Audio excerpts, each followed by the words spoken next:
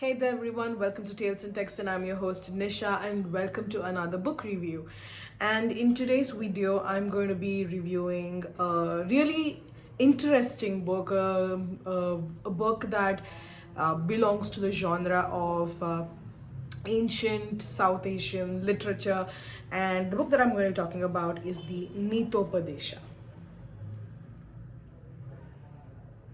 So the Nitopadesha is a book on the Niti Shastras, and this book is actually about the rights, responsibilities, and life experiences of the normal citizens. Now, a lot of the ancient texts that we see. Whether it is the Upanishads, whether it is the Artha Shastra, whether it is and any of the various ancient philosophical texts, any of the texts that, in fact, even in the Mahabharata, conversations between Yudhishthira and Bhishma about what a ruler is supposed to behave like. All of these conversations, all of these texts, ancient texts that form the foundation of dharma, of morality in today's life, what we consider to be the epitome of good behavior, what we consider to be guidance for ourselves in terms of how we need to function in society, all of these actually were written, first of all, for kings and people in positions of power. They were written by men, older men, who had completed all of their youth, their childhood, their youth, their householder years, and they were actually in their vanaprastha ashrama, and in modern parlance they were the retired people who had experienced all that life had to offer, and then they were writing these texts, these treatises, when they were propounding these theories and these beliefs after a lifetime of having lived, and with their future goal being renunciation.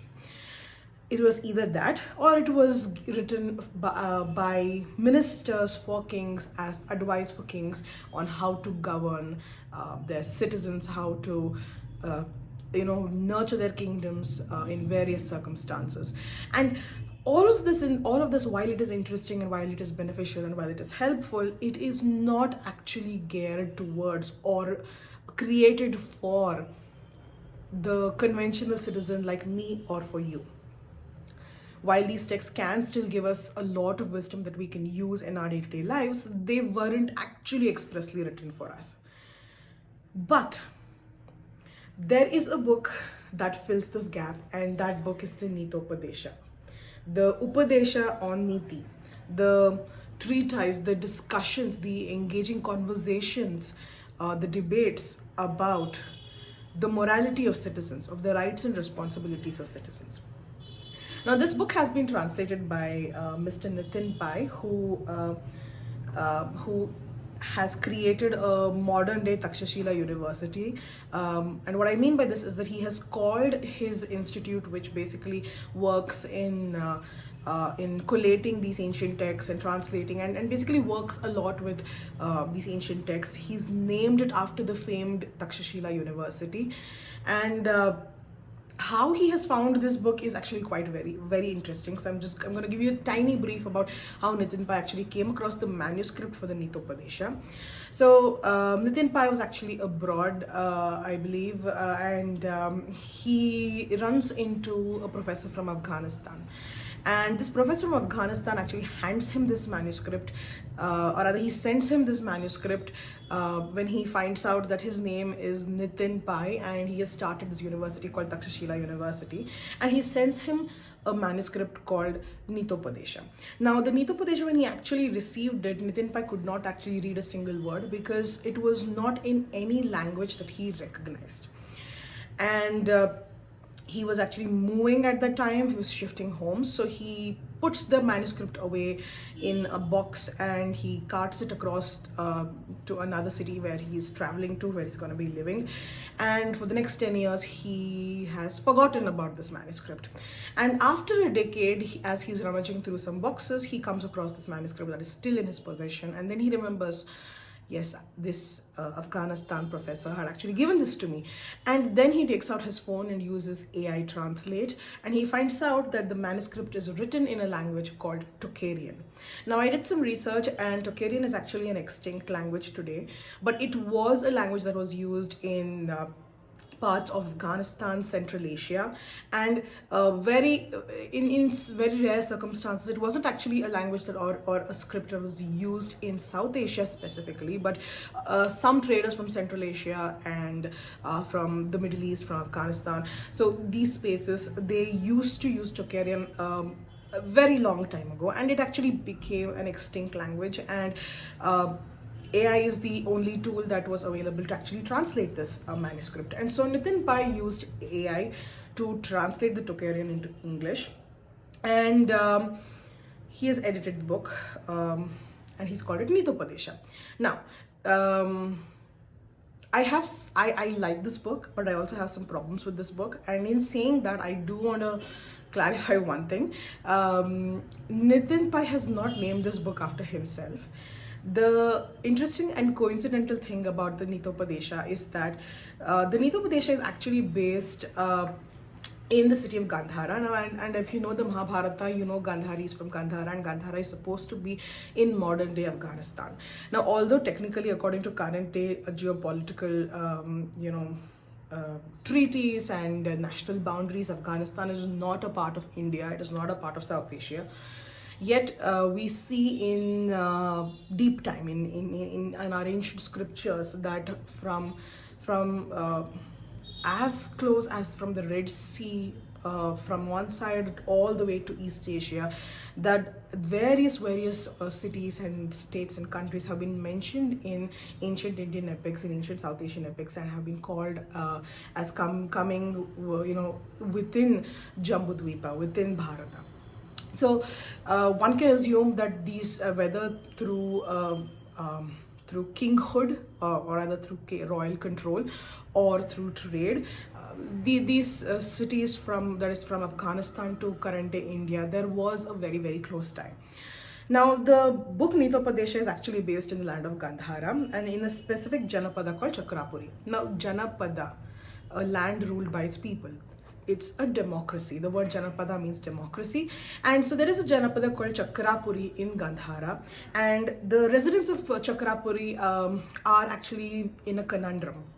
They've realized that their younger people, the youngsters of Chakrapuri, are somehow not as morally strong, and they have confused and one could say even gray ideals about what morality is, and they're worried and they want to fix this. They want some help in guiding their youngsters so that their Janapada, their Chakrapuri can be given in the hands of the youth who are mature enough to take decisions, who are mature enough to to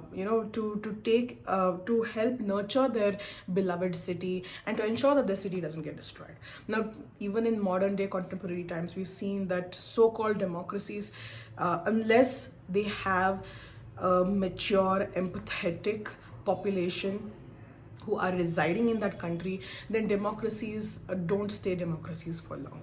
They are susceptible to being sort of hijacked by people with vested interests, and a lot of times, misguided information, misinformation, miscommunication is sort of starts ruling the roost, and it starts ruling the minds and hearts of people, creating bigotry and hatred and a lot of other problems. So so that's why no wonder the residents of Chakrapuri are really worried for their youngsters and for the future of their city.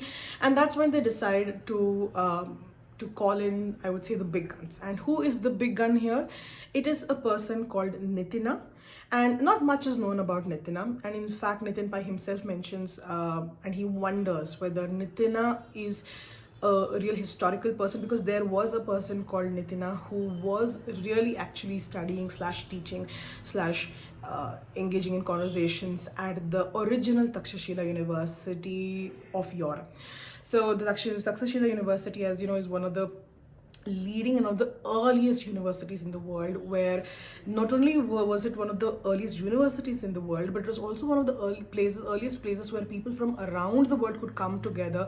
They could have conversations and debates and discussions on a variety of topics, be it religion, philosophy, mathematics, science, literature, social issues, politics, what have you. People could come together, they could discuss ideas. And one of the best things about Takshashila was that people would engage in respectful debates, people would engage in respectful discourses. There was no cancelling of each other, there was no cancelling of ideas. People were open-minded enough to listen to each other and then have these really engaging and enriching discourses. And in fact, Takshashila's university is considered to be one of the foundation stones for South Asian education systems being so strong. Because, and I know people have a lot of different opinions, but personally I do think that India especially does have, in many areas, the education system is still good. And although yes, of course, over time we have come to a situation where we need certain changes to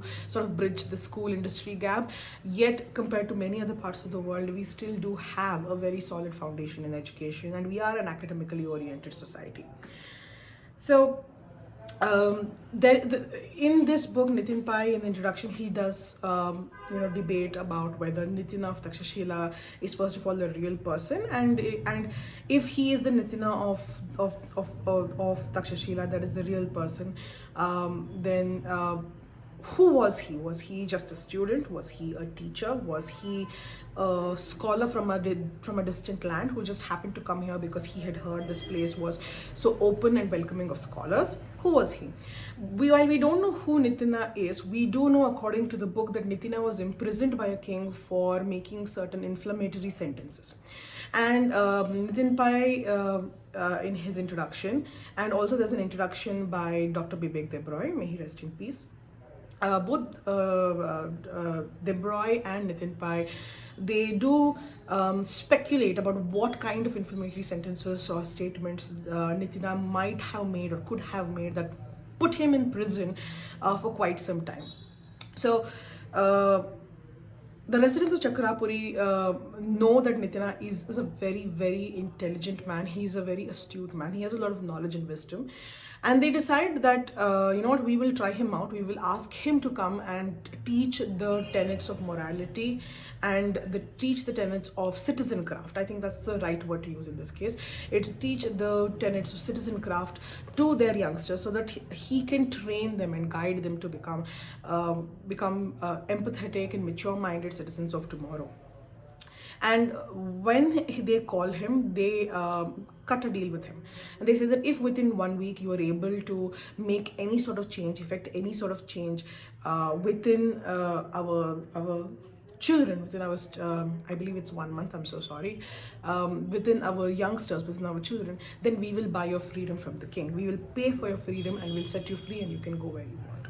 And so Nitina agrees, and he starts teaching these kids about the art of citizencraft, about the way to be good, righteous citizens who not only enjoy the rights offered by the democracy to them, but also discharge the responsibilities towards their nationhood and towards their nation state.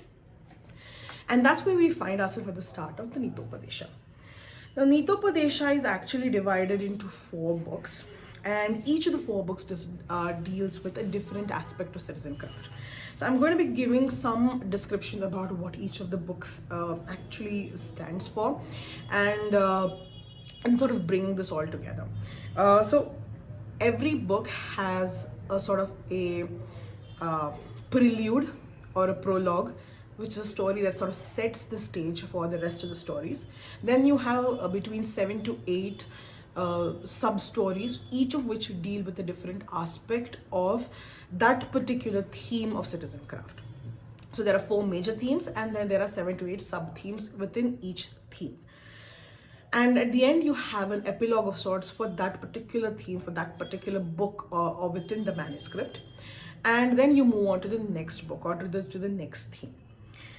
One thing I do want to say is that Nitopadesha uses a format of storytelling which is very similar to, or I would say exactly the same as the storytelling technique used by the Panchatantra tales. Now, in the Panchatantra, you see that there are animals who are the main characters, who are the protagonists and antagonists. So, for example, in the very famous story, which I'm sure everyone will remember, of the crocodile and the monkey, uh, we see that the crocodile wants to eat the monkey, and it's trying to therefore lure the monkey to come and jump on its back, and the monkey is trying to outwit the crocodile while also trying to escape from escape from that tree that's in the river, and it's trying to use the crocodile's wiles against itself, uh, so this is a story which has very many variants of the Panchatantra, but it's a story that many of us are actually familiar with, right?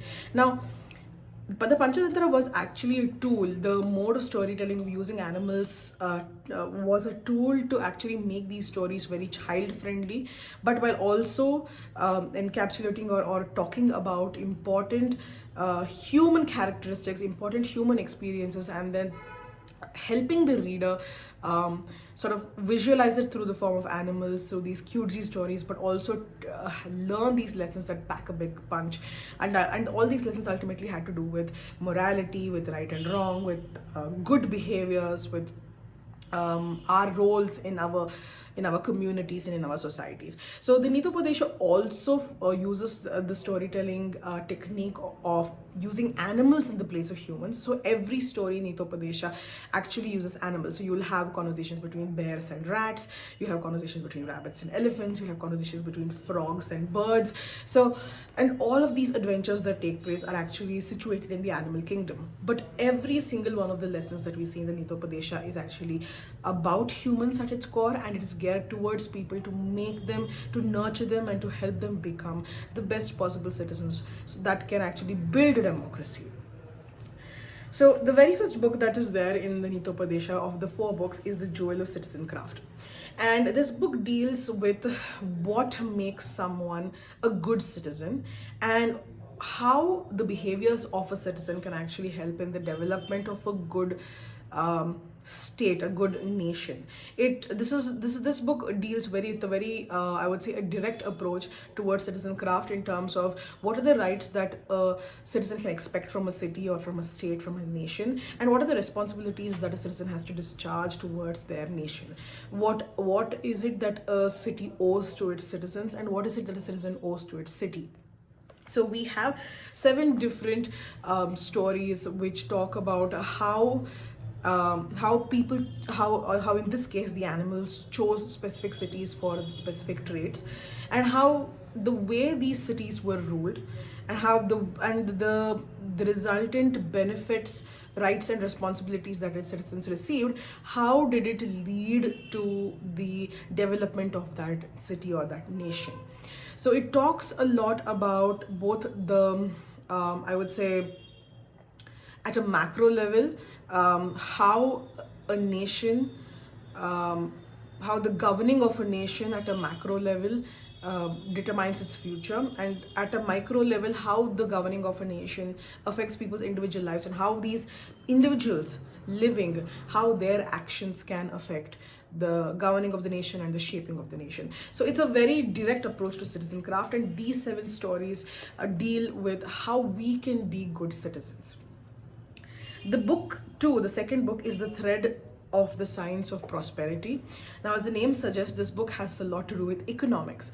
And one of the things that I found really fascinating is that, we have this misconception in modern times that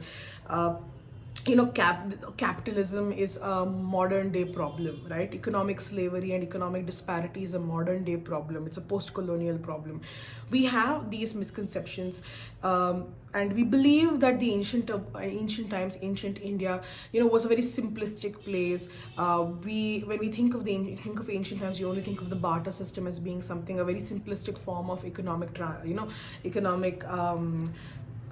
interactions of trade and so on. And we don't really think of, especially, and again, look, I'm not talking about how the Silk Route evolved or any of those aspects of history. I'm talking about actual like when you're thinking about the epics, for example, or you're thinking about the Puranas. So you don't look at these texts, and you don't look at times older than these and think of sophisticated economies and sophisticated markets.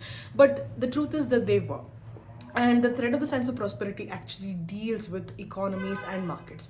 And the crux of this book, of these 7 stories, is how do you create the right market circumstances and market conditions where both sellers and buyers benefit from each other, where you talk of, and in fact there's a lot of, many of the stories actually deal with how in modern day trading you have bears and bulls, and you have all of these trading concepts, trading styles, the way the stock's price falls and rises, and how it's traded. So you see all of these actually explained in these stories very beautifully and in a very simple way to understand, but without compromising on the complexity of the market conditions that they're covering. So the thread of the science of prosperity, all the 7 stories deal with different types of markets and different economic systems.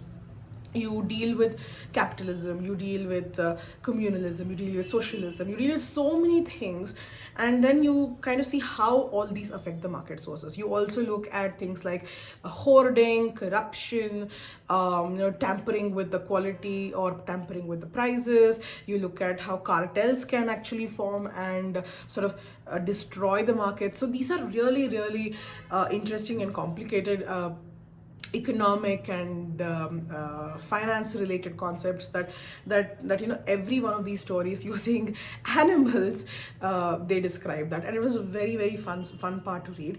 I'm not gonna lie, I didn't understand quite a few things in terms of the actual technical aspects of economics, and while I researched a couple of things, the others I just felt like, okay, let me just enjoy the story for the story, because this concept is a little too complicated for me to actually go into right now. Maybe in the future, when I pick up this book again, I'm definitely going to go much more in depth and try to actually understand the nitty-gritties and the nuances and the technicalities of the economics described in this particular section. Book 3 within the Nitopadesha is actually my favorite book of all, and it's called The Subtle Scales of Judgement. And this book deals with morality, with right and wrong. The book starts off with Yamas, or who's also known as Dharmas, 2 dogs, and the 2 dogs are having a conversation. One dog says, I think our master Yama has the easiest job in the world, because all he has to do is write 2 names in 2 columns, where one column of people are sent to heaven, that is Svarga, and the other column are sent to hell, which is Patala. Now, I know we don't have a very simplistic definition of heaven and hell in Hinduism, but for ease of understanding for a global audience, I'm just using heaven and hell as a substitute. Now, the other dog says, but you know what? I don't think that's an easy task. In fact, our master has the most difficult job in the world, because how does he decide who gets to go to Svarga, that is heaven, and who gets to go to Patala or Naraka, which is hell, right? So, and then we start getting into the stories, the 7 stories, which deal with the subtle scales of judgment. Now, every one of the stories in the subtle scales of judgment, these 7 stories, deal with these issues of morality. They deal with issues of right and wrong. Is it like end justifies the means, or does the means justify the end, or do neither justify the other? So these 7 stories are so interesting, and the nuances within these stories are just mind-blowing. There were many times when I was reading these stories, I had promised myself, okay, you know what, I'm going to try to play the role of Yama, of Dharma, and see, okay, am I going to take the right decision over here? And I would ask myself these questions. Okay, if I had to answer these questions, if I had to put someone in heaven and another person in hell in this particular circumstance, what would I do? And the thought process for this was just so hard. First off, the complexity of the case, superficially it might look like a cut and dry case. It might be like, yes, this person deserves to go to heaven, this person deserves to go to hell. But then when you actually put yourself in those people's shoes, and you consider not just their individual, that one act which has made them sort of come on the chopping block, you could say, and you consider a whole host of other factors that can lead a person to act in a particular way, And then you realize that unless you look at people with empathy, unless you look at situations with empathy, it is very easy to become heartless and to take judgments and to cast aspersions and make judgment calls about people or situations. And as I was reading these stories and I was asking myself these questions about who would I put in which column, right? Who would I send where? Then I realized, you know what, this is a responsibility I don't actually want to have. It's heartbreaking responsibility, because you know what, at the end of the day, you need to bear on your conscience the weight of these choices. Do you want to condemn someone to hell or to negative judgment for eternity, or for even if you believe in the rebirth, for whatever amount of time before they're reborn? I mean, is it something that you're willing to do? Or do you want to just give everyone a free pass because you feel too guilty to take a decision? And then society, because again, it talks about like, how do you deal with issues that are not cut and dry? How do you create the right policies, policies and laws that ensure that society remains safe for everyone, remains equitable for everyone? How do you make sure that your decisions are not skewed or by personal biases, right? So this book, The Subtle Case of Judgment, was really interesting, and I think a lot of us will actually really enjoy reading these and then questioning ourselves and seeing where we fall on the spectrum of where we're going to, how are we going to judge these circumstances. So it was really interesting. The final book is called The Arrow of Policy. And like how I mentioned with Subtle Case of Judgment, where one of the things that I was thinking about is how do you create policies to make sure that our society is just and equitable for everyone, and it is not skewed by personal biases, right? Individual biases shouldn't lead to community bias or communal violence. Individual biases should not lead to the creation of a core committee of governing bodies, a core council that sort of instigates violence and some sort of hegemonic structures, right? So these things should not happen. So the Arrow of Policy beautifully moves from considering individual, or rather considering the issues of morality, of right and wrong, and of dharma from an individual perspective to a collective perspective of how do you create a society where everything is, like I said, where there is social justice. And it sort of looks at personal justice and personal benefit versus collective justice and collective benefit. And we sort of question even that collective justice. Who is that collective? Who is that group? Who is that community? Which is that community? Which is that group that is actually benefiting? Because when we look at modern day India as well, caste is something, it's one of the worst and ugliest forms of oppressions that we have in India. And when we talk of collective justice, we need to ask ourselves, okay, are we considering everyone? Are we creating these solutions for everyone? Is this equitable? So the Arrow of Policy, the 7 stories actually deal with that. When you're actually reading these stories, initially on your first read, it's sometimes some of these stories, they just don't land the way they're supposed to. And that's mainly because some of these stories are so complicated in there, even though superficially they're just about a group of animals that are having these conversations or having these adventures, but deep in its core, they're so complicated, they're complicated concepts, that it's hard for us to sort of immediately grasp that, okay, this is what the story is about. And it does take maybe a second or third read for us to actually understand, okay, maybe this is what this is about. And even within those subsequent readings, you might get multiple meanings, because the nuance within these stories is incredible. So there were many stories here that I read multiple times, because I wasn't able to either get the meaning initially, or I got it and I was like, this doesn't make sense, I don't understand. And then I read it again, and then it opened up a little more for me. So I think you'll really enjoy this book. So these 4 I would say themes or sub books combined together to make the manuscript of Nitopadesha. The book itself is really interesting, and because it is written in the Panchatantra style of using animals in the place of humans, I think it makes it very accessible for people of all ages. Secondly, this, because of the nature of, like I said, using this technique of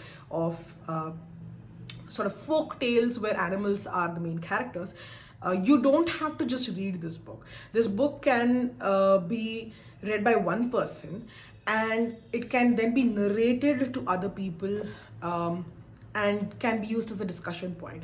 It can be something that parents and grandparents can actually tell their kids and grandkids, as bedtime stories, and then ask them to think about it, and then let them know the next day, okay, what would they do in this particular place. The stories also have a lot of leeway in terms of actually personalizing it and making it our own, because a lot of the themes that are discussed in this book, in fact all of the themes that are discussed in Nitopadesha, at their core, all of these stories, they are as pertinent and as relevant today as they were thousands of years ago. And I think these topics and these themes and these issues will continue to remain relevant thousands of years from now in the future as well. Because at the end of the day, this book deals with humans, it deals with citizens, it deals with societies, it deals with the relationships of people with their motherland, with the nation that they're residing in. And I think those issues are going to perennially exist. Even if in the distant future humanity leaves the earth and goes to another planet, those issues will still continue to exist, because where humanity decides to dwell, they will set up civilizations, they will set up markets, they will set up industries, and they will create societies, and societies inherently have all of these issues. So I think this book is a perennial, evergreen, eternal book, and it's really fun, it's really interesting. It can remain fresh, and I think not only can elders tell these as bedtime stories to their youngsters, but I think even teachers in the form of policymakers or teachers or academicians, industry heads, they can take these stories into their classrooms, into their courtrooms, into their boardrooms, and they can actually have these discussions with their audience, with their students, and policymakers can actually think about a lot of these stories and then see how to navigate policy issues as well. So this entire book is devoid of religion, I would say. It is not a religious book. It does not have any religious connotation or influence. It does not have any philosophical connotations or influence that is derived from sort of a spiritual practice. Nothing like that. It's a very practical book that deals with practical issues, and I think that's why you'll really enjoy this. Now, in saying all of this, I think this is a really great book, but I do have some problems with the book itself in terms of how it has been made. While I understand that Tocharian is an extinct language and Nitin Pai needed the use of AI to actually translate this book, I feel like as an editor, your job doesn't just stop at translating the book and putting the stories in a particular order. You need to edit the book for the language to feel more human, because at the end of the day, when AI translates a text, it is still a machine, and therefore the translation seems wooden, it seems boxy, it seems very unnatural, it doesn't seem right. And in this case, I did feel that coming through. I did feel like I was reading something that a machine had translated rather than something that was edited and put together by a human. As much as I enjoyed the stories, there were some sections where the writing just seemed so strange and the phrasing of the words was just so unnatural. I was like, I've never heard this kind of language before. And I'm not talking about vocabulary, mind you. I'm talking about the placement of words. I'm talking about the phrasal usages. They just didn't make sense. And for someone who is familiar with English, who has at least, I would say, intermediate to expert familiarity with English, you would definitely feel like you're reading a text that was sort of translated either by a non-English speaker or by, like I said, a machine, and then there was absolutely zero editing done. Secondly, apart from the really poor machine translation, or rather I would say the absence of Nitin Pai's actual editing, because I don't think Nitin Pai actually edited this book in any way, because the book just, not only it was the translation, I would say, sort of boxy and strange and weird at many times, there are also a lot of grammatical and spelling errors in the book, which is something shocking for me, because this book is by Penguin. See here? It's by Penguin. And the book had so many grammatical errors, so many spelling errors. There were sections where the lines were repeated. You could see that it was a copy paste and it was a mistake, because otherwise why would the lines be repeated like that? So the editing itself is actually really poor. And I think if you're the kind of person who's very particular and fastidious about your language in the book, and you're very specific about having good quality writing, that is devoid of mistakes, then I think you will find this book a little problematic, in the sense that it is not enjoyable to read because of these mistakes. But if we look past these mistakes, then definitely the stories themselves have a lot of wonderful wisdom that we can actually tap into, and that we can keep coming back to. Nitin Pai has mentioned in the introduction that he does at some point in the future intend to release a critical edition. But in the conclusion, he has mentioned that he's actually returned the manuscript to Afghanistan.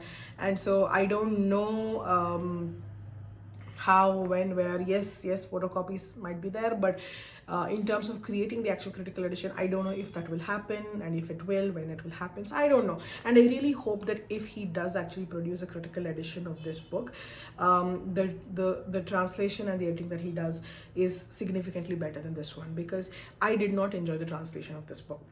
I think the only thing that kept me going is that I really enjoy reading ancient texts, and I really wanted to know what this book was about. So I think that was what was my motivation to keep going.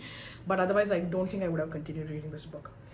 So yeah, Nitopadesha, really interesting book, and I'm glad this was a book that I read this year. Let me know in the comments, have you read this book? And if you have, what do you think of this book? Which was your favorite section in the book? And if you haven't read this book, let me know, are you planning on reading this book? Yeah, I'd love to hear from you. Thank you so much for watching this video, and thank you so much for sticking so far if you have. And thank you so much for being such a wonderful audience throughout this year. And it's been a privilege to have a conversation with you during 2024. So I'll see you soon, and have a great day. Bye-bye.